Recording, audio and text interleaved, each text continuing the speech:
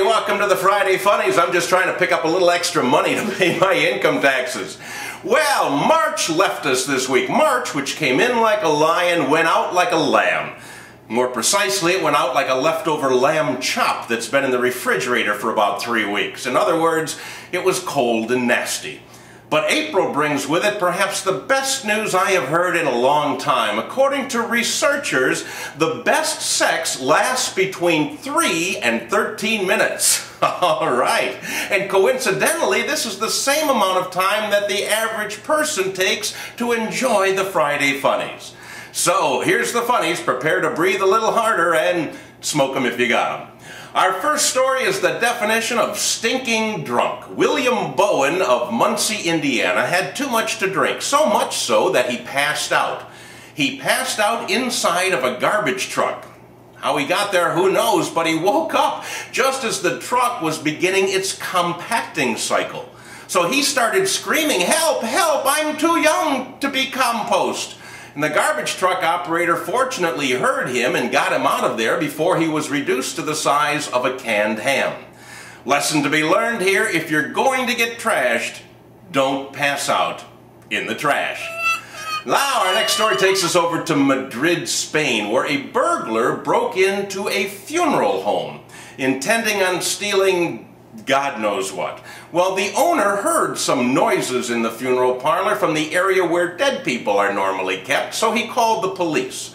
When the police showed up, the wily burglar tried to avoid capture by pretending to be dead. The police found him lying on a table surrounded by a glass enclosure normally used for the viewing of the deceased. Only two things really gave him away. Number one, he was breathing, something dead people very rarely do. And number two, he was dressed in grungy burglar clothes, as opposed to the suit and tie that most dead people are attired in. He's currently in a Madrid jail where pretending to be dead is not a good idea in front of a lot of lonely inmates. Yahoo! All right, our next story takes us to Lake Charles, Louisiana, where police spotted a car that was suspected of being stolen.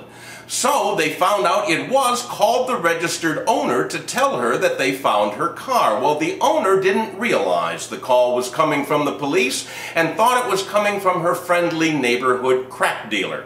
So she placed her order, said, "2 vials for me, bring them on over."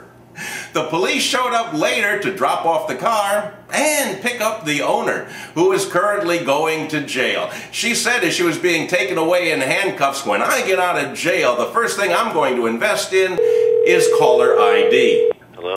Our final story this week takes us to Lewiston, Maine. I've entitled it, "Is that a Stratocaster in your pants, or are you just stupid?"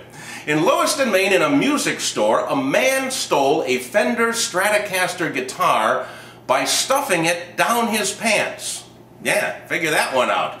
It was all captured on surveillance video. It was easy to find the guy. Every time he took a step, smoke on the water started coming from his trousers.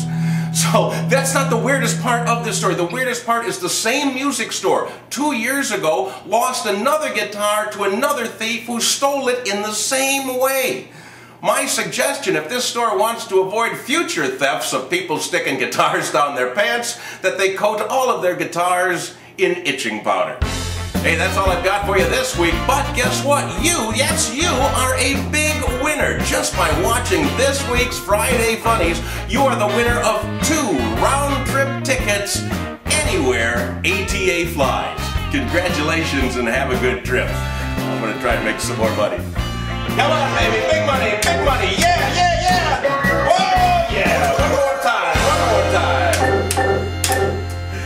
You can't win them all.